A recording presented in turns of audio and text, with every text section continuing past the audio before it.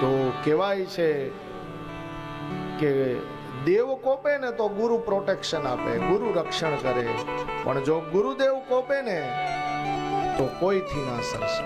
કહેવાય છે તમે ગુરુજી મારા પરમ ઉપકાર. દેવ કોપે ગુરુ રક્ષણ કરશે. એક મિનિટ. દેવ કોપે ગુરુ રક્ષણ કરશે, ગુરુ કોપે દેવથી નહીં સરશે. એનું એક સુંદર મજાનું પદ છે. ગુરુ ભજન થકી સર્વે દેવતાણું જ ભજન નિત્ય થાય છે.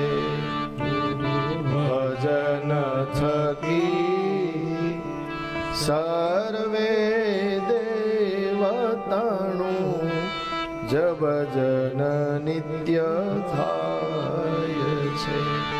એના અનુગ્રહથી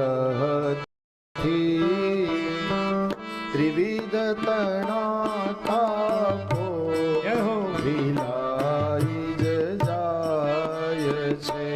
ગુરુ ભજન થકી સર્વે દેવતાણું જ ભજન નિત્ય થાય.